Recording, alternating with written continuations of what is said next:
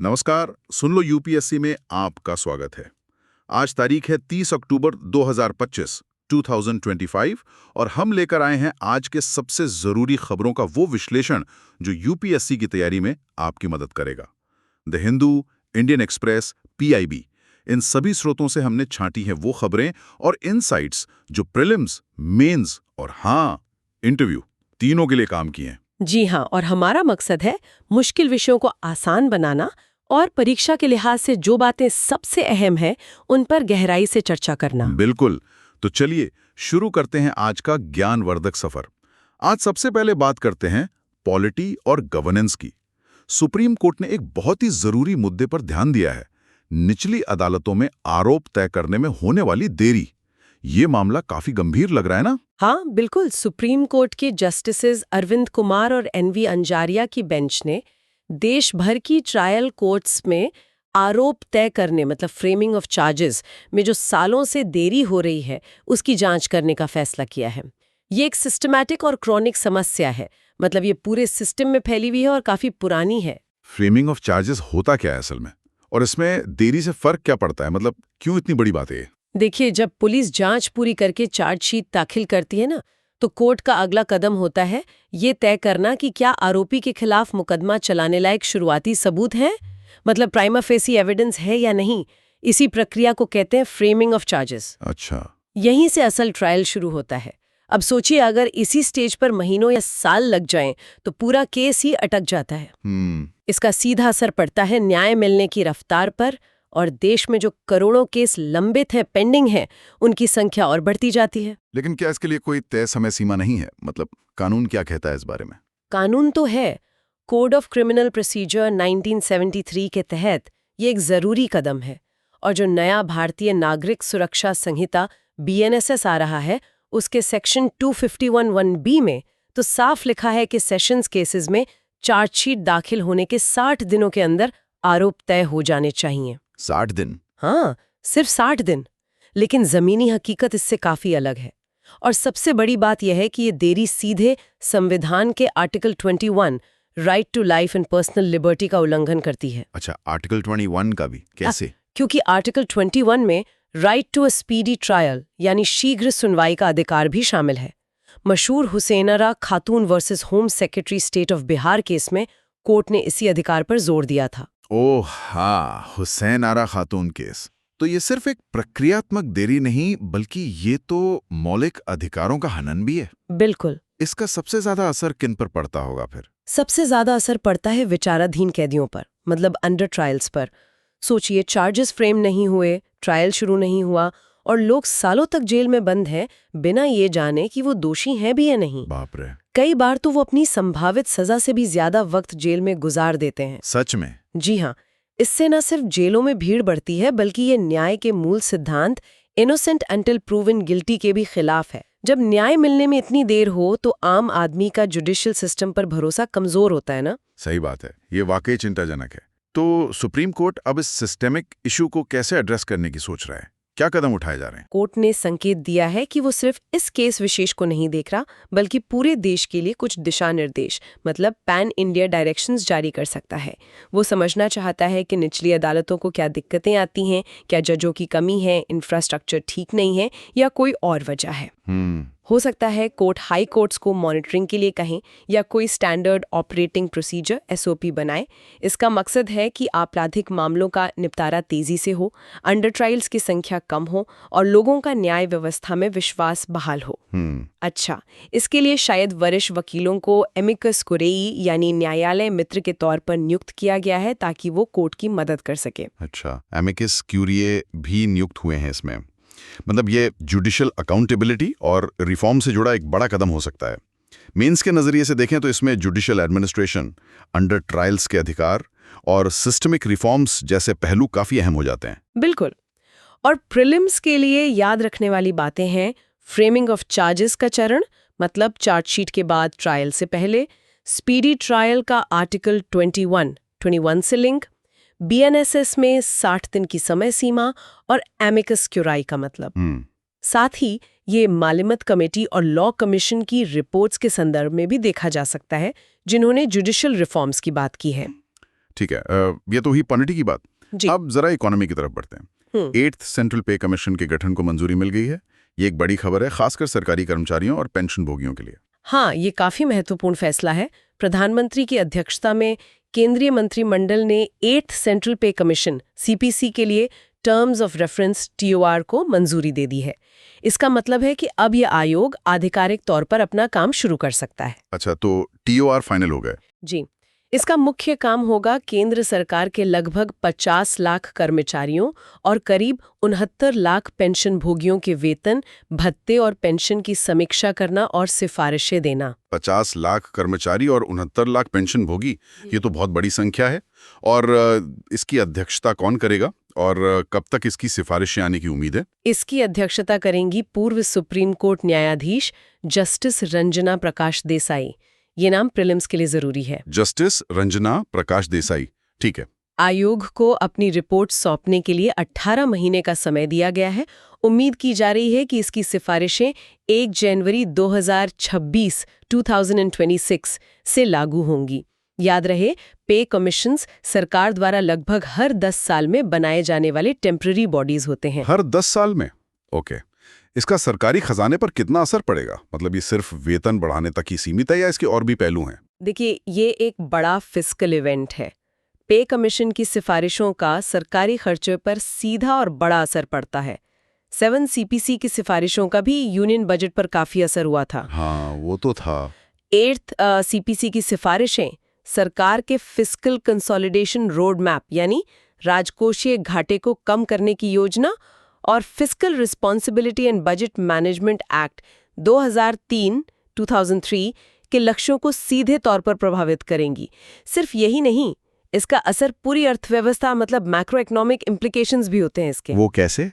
थोड़ा विस्तार से बताएंगे? हाँ, देखिए, जब लाखों कर्मचारियों और पेंशन भोगियों का वेतन या पेंशन बढ़ती है तो उनकी खरीदने की क्षमता, जिसे डिस्पोजेबल इनकम कहते हैं, वो बढ़ जाती है।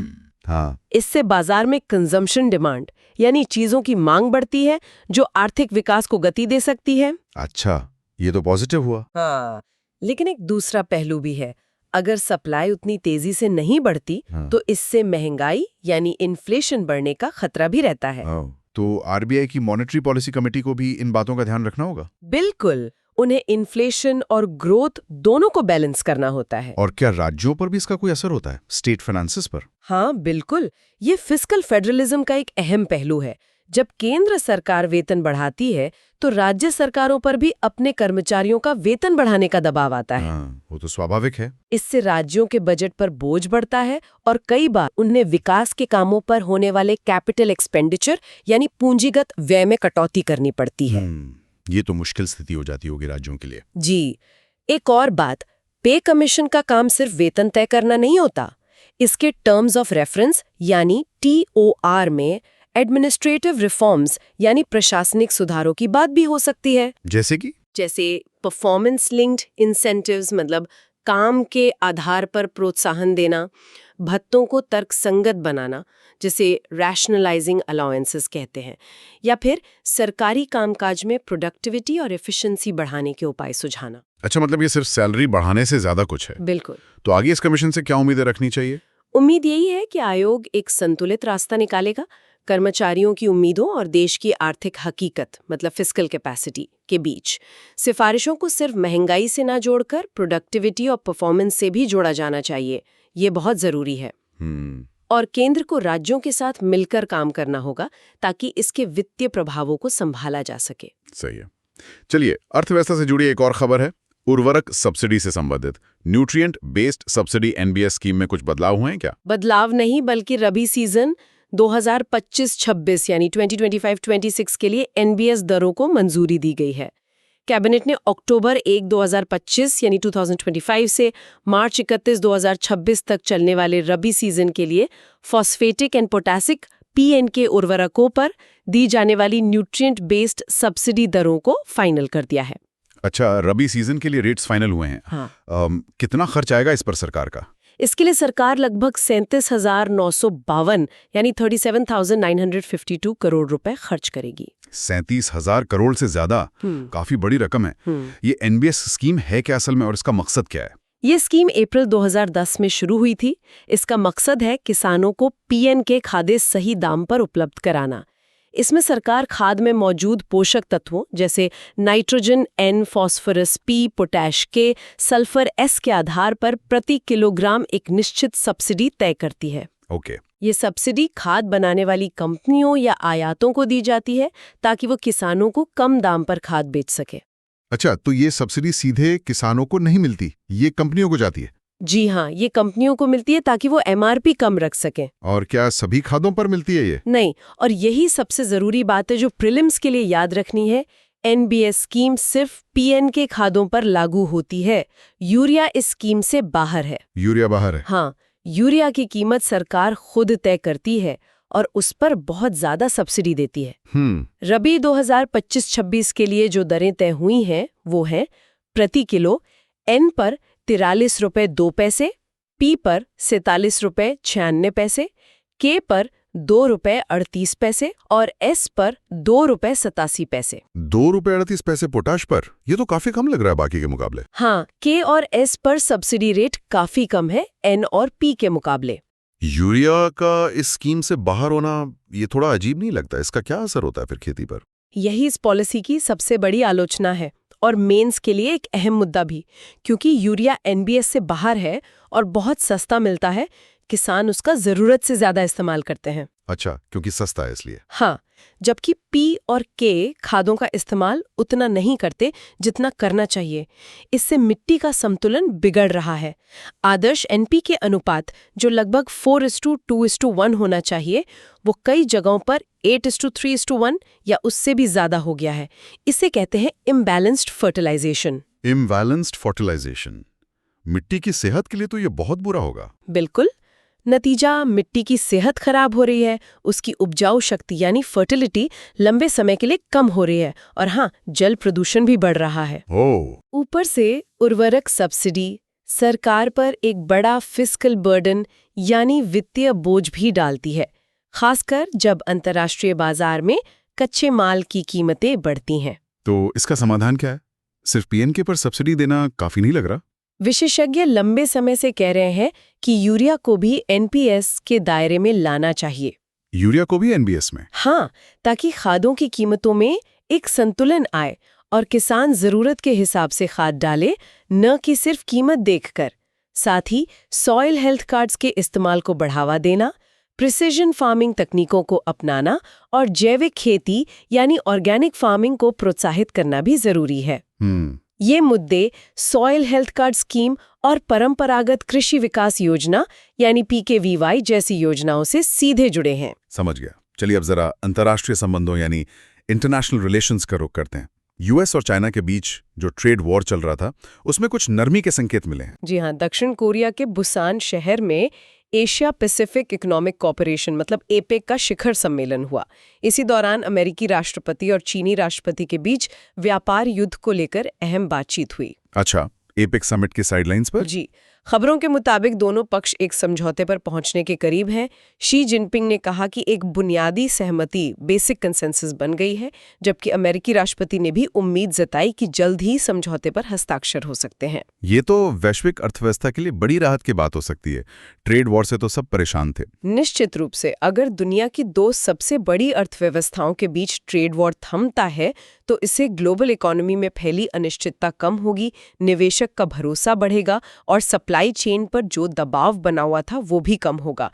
ये दिखाता है कि कभी-कभी आर्थिक जरूरतें मतलब इकोनॉमिक प्रैग्मैटिज्म भू राजनीतिक तनाव या जियोपॉलिटिकल राइवलरी पर हावी हो जाती हैं। दोनों ही देश घरेलू आर्थिक चुनौतियों का सामना कर रहे थे और ट्रेड वॉर ने इन मुश्किलों को और बढ़ाया था। IMF वगैरह भी तो कह रहे थे कि ग्लोबल इकोनॉमी की हालत ठीक नहीं है। हाँ बिल्कुल। भारत के लिए इसके क्या मायने हैं? ट्रेड वॉर के दौरान तो कहा जा रहा था कि भारत को फायदा हो सकता है कुछ ट्रेड डाइवर्जन से। भारत के लिए ये स्थिति थोड़ी मिली-जुली है। एक तरफ ये बात सही है कि ट्रेड वॉर के दौरान कुछ कंपनियों ने चीन से अपना कारोबार समेटकर भारत या दूसरे देशों में शिफ्ट किया था।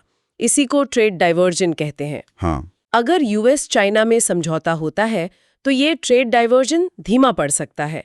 चीनी सामान फिर से ज्यादा प्रतिस्पर्धी हो सकते हैं, जिससे भारतीय निर्यातकों को मुश्किल हो सकती है। अच्छा, कंपटीशन बढ़ जाएगा। हाँ, दूसरी तरफ एक स्थिर ग्लोबल इकोनॉमी भारत के अपने विकास के लिए भी बेहतर है, तो ये पॉजिटिव भी है। तो भारत को इस बदलती स्थिति में क्या करना चाहिए? क्या स्ट्रैटेजी होनी चाहिए? देखिए, भारत को अब सिर्फ चीन का विकल्प होने पर निर्भर नहीं रहना चाहिए। जरूरत है अपनी खुद की मैन्युफैक्चरिंग कम्पेटिटिवनेस यानी विनिर्माण क्षमता को मजबूत करने की।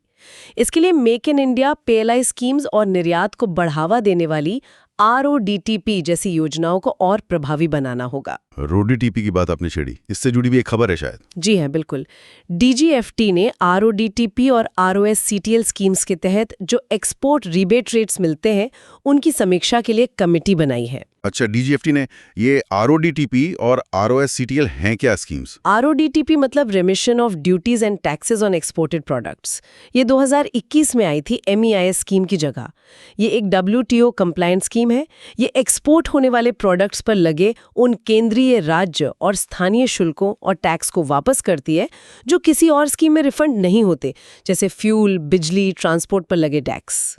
एम्बेडेड टैक्सेस है ना? बिल्कुल, एम्बेडेड टैक्सेस। और ROSTL भी ऐसी ही स्कीम है, लेकिन ये खास तौर पर कपड़ा यानी एपरल और मेडअप सेक्टर के लिए है।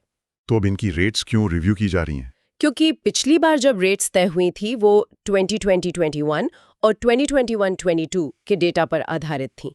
तब से अब तक इकोनॉमिक माहौल बदल गया है। इनपुट कॉस्ट्स जैसे एनर्जी, लॉजिस्टिक्स वगैरह बढ़ गई हैं। तो सरकार ये सुनिश्चित करना चाहती है कि एक्सपोर्टर्स को वाकई में जितना टैक्स उन्होंने भरा है और जो रिफंड नहीं हुआ उतना रिफंड मिले, ताकि भारतीय एक्सपोर्ट्स कॉम्पिटिटिव बने रहें। और WTO वाला एंगल भी तो है इसमें। हाँ, वो बहुत ज़रूरी है।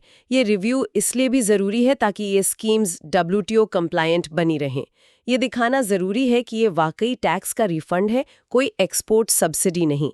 MEIS स्कीम को लेकर यही दिक्कत हुई थी। अच्छा, MEIS को सब्सिडी माना गया था। जी, तो ये रिव्यू भारत की एक्सपोर्ट स्ट्रैटेजी के लिए काफ़ी अहम है, खासकर जब US-चाइना ट्रेड वॉर शायद खत्म होने वाला है और ट्रेड डाइवर्जन का फायदा कम हो सकता है। समझ गया। तो भारत को अपनी कॉम्पिटिटिवनेस बढ़ानी होगी। एग्जैक्टली, अपनी आंतरिक शक्तियों पर फोकस करना होगा। बेहतर infrastructure, ease of doing business, skilled workforce, ये सब जरूरी है। और इंटरनेशनल रिलेशंस में ही भारत-जापान संबंधों पर भी कुछ अपडेट है? हाँ, प्रधानमंत्री नरेंद्र मोदी ने जापान की नई प्रधानमंत्री सनाए तकाइची के पदभार ग्रहण करने के ठीक एक हफ्ते बाद उनसे पहली बातचीत की। सनाए तकाइची, ये नाम याद रखना होगा। जी, दोनों नेताओं ने द्विपक्षीय संबंधों में एक स्वर्णिम अध्याय यानी गोल्डन चैप्टर खोलने की इच्छा जताई। अच्छा, बातचीत के मुख्य बिंदु क्या रहे? चर्चा के केंद्र में थे भारत जापान विशेष रणनीतिक और वैश्विक साझेदारी, India Japan strategic and global partnership के प्रमुख क्षेत्र। इनमें क्वाड, आर्थिक और रक्षा सहयोग, डिफेंस कोऑपरेशन और एक नया पॉइंट, पेशेवरों की गतिशीलता, mobility of professionals. Mobility of professionals, ये इंटरेस्टिंग है। हाँ, ये दिखाता है कि पारंपरिक क्षेत्रों जैसे व्यापार, निवेश, इंफ्रा जैसे Mumbai Ahmedabad high speed rail के अलावा अब ह्यूमन कैपिटल पर भी फोकस बढ़ रहा है। जापान की आबादी बूढ़ी हो रही है और भारत के पास युवा आबादी है, तो इसमें एक नेचुरल सिनर्जी है। ये तो सही पॉइंट है। और क्वाड का जिक्र भी हुआ। जी हाँ, क्वाड पर स्पष्ट ध्यान देना ये दिखाता है कि दोनों देश एक स्वतंत्र, खुले और समावेशी Indo Pacific, free and open Indo Pacific के लिए कितने प्रतिबद्ध हैं। ये क्षेत्र में स्थिरता के लिए बहुत महत्वपूर्ण है। भारत के लिए जापान के साथ मजबूत रिश्ते कितने अहम हैं? भारत के लिए ये बहुत अहम है। ये भारत की एक्ट ईस्ट नीति और इंडो पैसिफिक की जटिल सुरक्षा और आर्थिक गतिशीलता को साधने की रणनीति का एक महत्वपूर्ण हिस्सा है। ये एक तरह का काउंटर बैलेंस भी प्रदान करता है। तो आगे क्या उम्मीद की जा सकती है इन रिश्तों से? उम्मीद है कि कुशल श्रमिकों यानी स्किल्ड वर्कर्स की आवाजाही पर समझौता तेजी से हो सकता है, रक्षा सहयोग और गहरा होगा और महत्वपूर्ण टेक्नोलॉजी, सप्लाई चेन रेजिलियंस जैसे नए क्षेत्रों में सहयोग बढ़ेगा। ठीक है, अब आते हैं सुरक्षा यानी सिक्योरिटी के मुद्दे पर। पिछले साल हुए ऑपरेशन सिंदूर की फिर से चर्चा हो रही है। हमने इसका थोड़ा जिक्र पहले किया था, थोड़ा और विस्तार से समझते हैं। जी, ऑपरेशन सिंदूर मई 2025 में भारतीय सेनाओं द्वारा की गई एक बड़ी सैन्य कार्रवाई थी। ये अप्रैल 2025 में पहलगांव में हुए भयानक आतंकी हमले जिसमें 26 नागरिक मारे गए थे, उसके जवाब में की गई थी। हाँ, पहलगांव हमला। रक्षा मंत्री के हालिया बयान ने इसे फिर से चर्चा में ला दिया है। जैसा हमने पहले बात की, ये एक सधी हुई त्रिसेवा यानी कैलिब्रेटेड ट्राई सर्विसेज प्रतिक्रिया थी। इसमें पाकिस्तान और पाकिस्तान ऑक्यूपाइड जम्मू एंड कश्मीर यानी POJK में मौजूद आतंकी ठिकानों पर सटीक हमले मतलब प्रिसिजन स्ट्राइक्स किए गए थे। ये 2016 की सर्जिकल स्ट्राइक्स और 2019 की बालाकोट एयर स्ट्राइक से कैसे अलग था, इस पर हमने थोड़ी बात की थी। क्या इसमें भारत की काउंटर टेररिज्म डॉक्ट्रिन में बदलाव दिखता है? हाँ, बिल्कुल। ये एक अहम बदलाव है। पहले की कार्रवाइयां ज्यादातर गोप्त या सीमित थीं। ऑपरेशन सिंदूर ज्यादा खुला, तकनीकी रूप से ज्यादा उन्नत और मल्टी डोमेन था। इसमें आर्मी, एयरफोर्स, नेवी तीनों के साथ ISRO की संपत्तियों का भी इस्तेमाल हुआ। अच्छा, ISRO का भी रोल था। जी, सैटेलाइट इंटेलिजेंस के लिए। इसमें लॉइटरिंग म्यूनिशंस यानी सुसाइड ड्रोन्स, स्कैल्प मिसाइलें, ब्रह्मोस क्रूज मिसाइलें और स्वदेशी आकाश एयर डिफेंस सिस्टम जैसी तकनीकों का इस्तेमाल हुआ। लक्ष्य थे LET और JEM जैसे आतंकी समूहों के ट्रेनिंग कैंप्स और लॉन्च पैड्स। मतलब भारत ने अपनी रणनीति बदल दी है। अब सिर्फ डिफेंसिव नहीं बल्कि ऑफेंसिव भी, एक तरह से डेटरेंस बाय पनिशमेंट। हाँ, आप कह सकते हैं डिटरेंस बाय पनिशमेंट यानी सजा देकर डराने की नीति। भारत ने साफ संदेश दिया कि बड़े आतंकी हमलों का जवाब सीमा पार जाकर दिया जाएगा। इस ऑपरेशन ने तीनों सेनाओं के बीच बेहतरीन तालमेल, ट्राई सर्विसेज सिनर्जी और भारत की तकनीकी क्षमता का भी प्रदर्शन किया। लेकिन इसमें एक जोखिम भी तो है, एस्केलेशन का। मामला बढ़ भी तो सकता था। बिल्कुल, और यही इस ऑपरेशन की एक खास बात थी, इसका कैलिब्रेटेड रिस्पॉन्स होना। भारत ने कहा कि उसने जानबूझकर पाकिस्तानी सेना या नागरिकों को निशाना नहीं बनाया ताकि मामला पूरी तरह युद्ध में ना बदल जाए। इसी को कहते हैं एस्केलेशन मैनेजमेंट। एस्केलेशन मैनेजमेंट, ये बहुत जरूरी है। तो क्या इसे अब भारत पाकिस्तान संबंधों में नया सामान्य या न्यू नॉर्मल माना जाए? कुछ हद तक हाँ, इसने एक नई मिसाल कायम की है, लेकिन इस डिटरेंस बाय पनिशमेंट के अपने रोक खतरे भी हैं। सबसे बड़ा जोखिम है अनइंटेंडेड एस्केलेशन का, यानी स्थिति नियंत्रण से बाहर हो सकती है। इसलिए ऐसी सैन्य क्षमता बनाए रखने के साथ साथ क्राइसिस मैनेजमेंट और बैक चैनल कम्युनिकेशन यानी पिछले दरवाजे से बातचीत के रास्ते भी खुले रखना जरूरी है। तो आगे का रास्ता क्या है? भारत को अपनी intelligence, surveillance and reconnaissance ISR क्षमताओं को और मजबूत करना होगा। कूटनीतिक रास्ते भी बंद नहीं करने चाहिए और आतंकवाद से लड़ने के लिए सिर्फ सैन्य कार्रवाई ही नहीं बल्कि एक मल्टी डायमेंशनल स्ट्रैटेजी होनी चाहिए, जैसे पाकिस्तान का डिप्लोमेटिक आइसोलेशन, टेरर फाइनेंसिंग पर रोक वगैरह। ये भारत की न्यूक्लियर डॉक्ट्रिन और FATF जैसी संस्थाओं के संदर्भ में भी महत्वपूर्ण हो जाता है ना? जी हाँ, बिल्कुल। मेंस GS पेपर 3 से लॉन्ड्रिटी के लिए ये टॉपिक बहुत बहुत अहम है। ठीक है, अब जल्दी से कुछ और ज़रूरी खबरों पर नज़र डाल लेते हैं जो प्रीलिम्स के लिहाज से अहम हो सकती हैं। जैसे आपने सॉफ्टवेयर डिफाइंड रेडियोस का जिक्र किया था। हाँ, SDRs। भारतीय सेना ने DRDO द्वारा विकसित और भारत इलेक्ट्रॉनिक्स लिमिटेड BEL द्वारा बनाए गए पहले स्वदेशी SDRs खरीदे हैं। ये पारंपरिक रेडियो से अलग होते हैं क्योंकि इनके फंक्शंस सॉफ्टवेयर से कंट्रोल होते हैं, जिससे ये ज्यादा फ्लेक्सिबल और अपग्रेडेबल होते हैं। फ्लेक्सिबल और अपग्रेडेबल। जी, ये सेना के नेटवर्क सेंट्रिक वॉरफेयर के लिए जरूरी हैं और आत्मनिर्भर भारत का एक अच्छा उदाहरण है। इनका एक और फीचर है मैनेट सक्षम होना। मैनेट, ये क्या है? मोबाइल एडहॉक नेटवर्क, मतलब चलते फिरते यूनिट्स बिना किसी फिक्स्ड टावर के आपस में एक सिक्योर कम्युनिकेशन नेटवर्क बना सकते हैं। अच्छा, ये तो बहुत काम की चीज है। और पंचायती राज मंत्रालय की एक पहल भी चर्चा में है, मॉडल यूथ ग्राम सभा। पंचायती राज मंत्रालय ने शिक्षा और जनजातीय कार्य मंत्रालयों के साथ मिलकर लॉन्च किया है। 3 मंत्रालय हैं इसमें। पंचायती राज, शिक्षा और जनजातीय कार्य, ठीक है। इसका मकसद है स्कूली छात्रों, खासकर जवाहर नवोदया विद्यालय और Eklavya model residential schools EMRSs में उनको सिम्युलेटेड ग्राम सभा सत्रों के जरिए जमीनी लोकतंत्र यानी ग्रास रूट्स डेमोक्रेसी से जोड़ना। ये कुछ मॉडल यूनाइटेड नेशंस जैसा है पर ग्राम सभा के लेवल पर। इंटरेस्टिंग आइडिया है। ये 73rd अमेंडमेंट और NEP 2020 की भावना के अनुरूप है ना? बिल्कुल। एक्सपीरियंशियल लर्निंग और संवैधानिक मूल्यों को बढ़ावा देना इसका मकसद है। संक्षेप में और कोई प्रीलिम्स फैक्ट जो याद रखना चाहिए? हाँ, 2-3 और हैं। कोल इंडिया लिमिटेड CIL अपनी गोल्डन जुबली यानी 50वीं वर्षगांठ मना रहा है। 50 साल CIL के। ओके। जापान की नई प्रधानमंत्री सनाई तकाइची हैं, ये हमने बात कर ली। और लंदन का नीजडन टेम्पल जो बैप्स श्री स्वामीनारायण मंदिर है और यूरोप का पहला पारंपरिक हिंदू पत्थर मंदिर है, उसकी 30वीं वर्षगांठ पर किंग चार्ल्स III और क्वीन कमिला ने दौरा किया। नीजडन टेम्पल लंदन, हाँ ये भी अहम है। एक और खबर थी एनवायरनमेंट से। आंध्र प्रदेश में साइक्लोन मोंथा आया था। हाँ, साइक्लोन मोंथा, काफी नुकसान हुआ शायद। जी, एक सीवियर साइक्लोनिक स्टॉर्म था।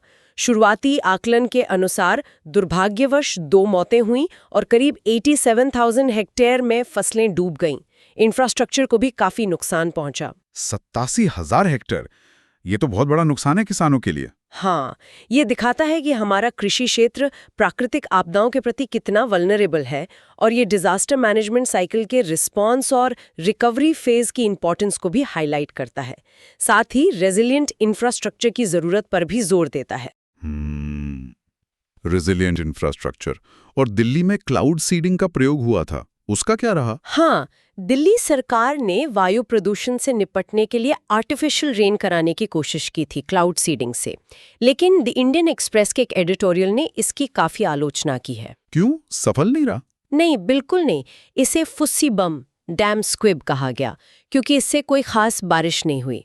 आलोचना इस बात पर है कि सरकार प्रदूषण के मूल कारणों पर ध्यान देने के बजाय ऐसे क्विक फिक्स उपायों पर निर्भर रहती है। अच्छा, मतलब जड़ पर काम करने के बजाय ऊपर ऊपर से इलाज। कुछ वैसा ही। क्लाउड सीडिंग के लिए सही मौसमी परिस्थितियां, जैसे बादलों में पर्याप्त नमी होनी चाहिए, जो शायद नहीं थी। और ये दिल्ली के प्रदूषण की जटिल समस्या का कोई टिकाऊ समाधान नहीं है। दिल्ली का प्रदूषण तो कई वजहों से है, गाड़ियां, इंडस्ट्री, पराली। बिल्कुल। इसके लिए एक व्यापक क्षेत्रीय एयरशेड अप्रोच की जरूरत है, जिसमें पड़ोसी राज्यों के साथ मिलकर काम किया जाए, न कि ऐसे महंगे और अविश्वसनीय प्रयोग किए जाएं। ये विज्ञान आधारित नीति निर्माण के महत्व को भी रेखांकित करता है। सही बात है। चलिए अब आते हैं सामाजिक मुद्दों पर। बिहार चुनाव में मुफ्तखोरी बनाम कल्याणवाद की बहस चल रही है। हाँ, द इंडियन एक्सप्रेस का एक और संपादकीय इसी पर था। बिहार चुनाव अभियान में राजनीतिक दल जमकर फ्रीबीज यानी मुफ्त की रेवड़ियों का वादा कर रहे हैं, जैसे डायरेक्ट कैश ट्रांसफर, मुफ्त बिजली वगैरह। हाँ, आजकल ये ट्रेंड काफी बढ़ गया है। एडिटोरियल का तर्क है कि ये अल्पकालिक हैंडआउट्स राजकोषीय रूप से बहुत खतरनाक हैं, मतलब फिस्कली रुइनस हैं, और ये राज्य की दीर्घकालिक विकास की जरूरतों और वहाँ की युवा आबादी की आकांक्षाओं के साथ न्याय नहीं करते। मतलब ये असली कल्याणवाद नहीं है। नहीं, कल्याणवाद यानी वेलफेयरिज्म का उद्देश्य होता है क्षमता निर्माण करना और एक सामाजिक सुरक्षा जाल बनाना, जैसे स्कूल खोलना, PDS चलाना, स्वास्थ्य सेवा देना। जबकि ये फ्रीबीज अक्सर यूनिवर्सल बिना टारगेट वाले हैंडआउट्स होते हैं, जो न तो कोई संपत्ति बनाते हैं न उत्पादकता बढ़ाते हैं। और बिहार जैसे राज्य के लिए तो ये और भी नुकसानदेह हो सकता है। बिल्कुल। बिहार की अर्थव्यवस्था बदल रही है, सर्विस और कंस्ट्रक्शन बढ़ रहा है, कृषि घट रही है, वहाँ की आबादी बहुत युवा है, उन्हें नौकरियों और अवसरों की जरूरत है, न कि सिर्फ हैंडआउट्स की। ऐसी नीतियां चाहिए जो उद्योग लाएं, नौकरियां पैदा करें, स्किल बढ़ाएं। लॉन्ग टर्म विजन की जरूरत है। जी, ये प्रतिस्पर्धी लोकलुभावनवाद है, असली कल्याणवाद नहीं। सुप्रीम कोर्ट ने भी S Subramaniam Balaji versus government of Tamil Nadu case में इस पर टिप्पणी की थी। ठीक है, समझ गया। अब एक नैतिकता या एथिक्स से जुड़ा पहलू देखते हैं। भारत का तालिबान के साथ जो जुड़ाव है, उस पर एक लेख आया था। इसमें क्या नैतिक दुविधा है? हाँ, शशि थरूर का एक एडिटोरियल था इंडियन एक्सप्रेस में। ये भारत के तालिबान शासन के साथ हालिया जुड़ाव की जटिलताओं का विश्लेषण करता है। एक तरफ है भारत के रणनीतिक हित, जैसे सुरक्षा चिंताएं कि अफगानिस्तान भारत विरोधी आतंकी समूहों का अड्डा न बने, अपने निवेशों की सुरक्षा और भू राजनीतिक संतुलन बनाए रखना, ताकि पाकिस्तान और चीन को खुली छूट न मिले। ये तो ही रियल पॉलिटिक की बात है। हाँ, दूसरी तरफ है नैतिक दुविधा।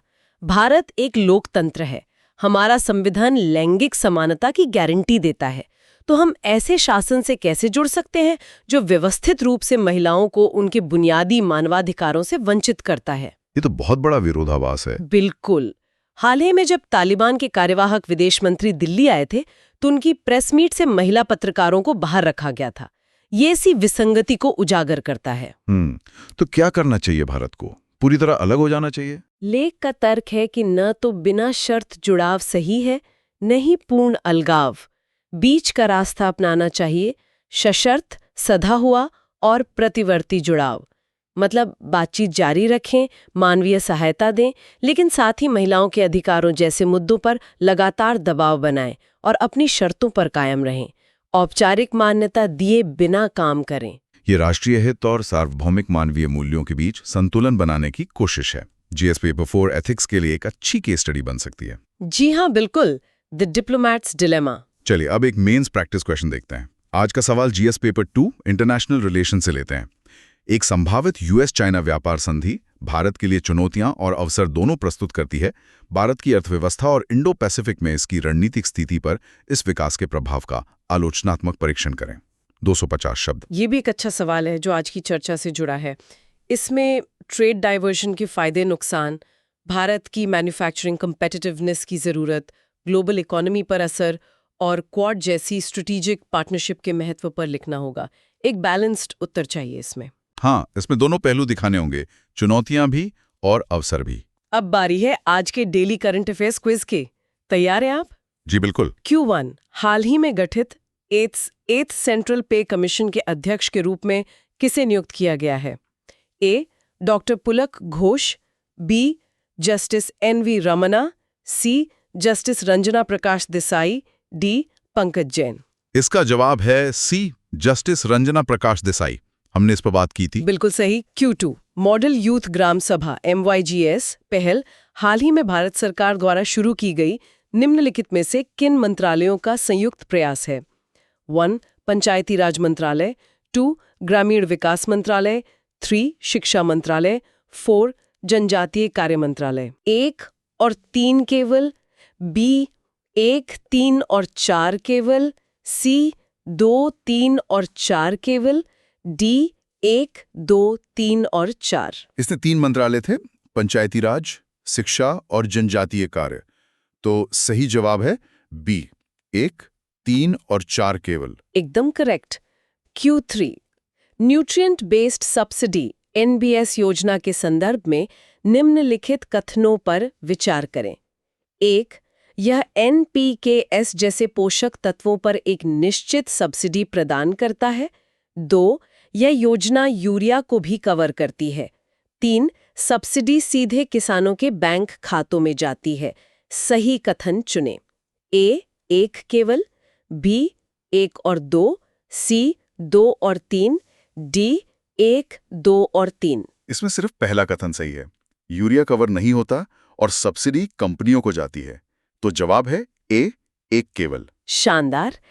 Q4 ऑपरेशन सिंदूर हाल ही में खबरों में रहा, किससे संबंधित है? A. हिंद महासागर में नौसैनिक अभ्यास, B. प्राकृतिक आपदा के दौरान मानवीय सहायता मिशन, C. एक आतंकी हमले की त्रिसेवा सैन्य प्रतिक्रिया, D. मध्य भारत में नक्सल विरोधी अभियान। ये पहलगाम आतंकी हमले के जवाब में था। तो सही जवाब है सी, एक आतंकी हमले की त्रिसेवा सैन्य प्रतिक्रिया। बिल्कुल सही। और आखिरी सवाल Q5 व्यापार युद्ध को कम करने के लिए USA और चाइना के नेताओं के बीच हालिया बैठक किस शिखर सम्मेलन के मौके पर हुई? A. G20 summit, B. BRICS summit, C. APEC summit, D. SCO summit. ये बैठक हुई थी दक्षिण कोरिया के बुसान में एपेक्स समिट के दौरान। तो जवाब है सी, एपिक समिट। बहुत बढ़िया, पांचों जवाब सही। तो ये था आज का हमारा विस्तृत विश्लेषण। हमने सुप्रीम कोर्ट की पहल से लेकर 8वें वेतन आयोग, NBS, RODTP, US चाइना संधि, भारत जापान संबंध, तालिबान से जुड़ाव, साइक्लोन मोन्था, क्लाउड सीडिंग की आलोचना, SDRs, ऑपरेशन सिंदूर, बिहार चुनाव की मुफ्तखोरी और नीसरन मंदिर की यात्रा तक कई अहम मुद्दों पर गहराई से बात की। उम्मीद है ये चर्चा आपकी UPSC तैयारी में मददगार साबित होगी। बिल्कुल। हर दिन थोड़ा थोड़ा सीखना ही सफलता की कुंजी है। कंसिस्टेंट रहिए और मेहनत करते रहिए। छोटी छोटी बातें ही बड़ा फर्क लाती हैं। याद रखिए, मेहनत करते रहो, सिस्टम हिलेगा। अगर ये सेशन आपको अच्छा लगा तो इसे लाइक करें, दोस्तों के साथ शेयर करें और अपने विचार कमेंट में ज़रूर बताएं। और हाँ, सुन लो यूपीएससी को सब्सक्राइब करना ना भूलें। अगर आप हमारी 299 रुपये 299 रुपीज़ वाली मेंबरशिप ज्वाइन करते हैं तो आपको एक्सक्लूसिव कंटेंट का एक्सेस भी मिलेगा। जी हाँ, जरूर जोड़ें। आज के लिए बस इतना ही। धन्यवाद। मिलते हैं अगले सत्र में। जय हिंद। जय हिंद।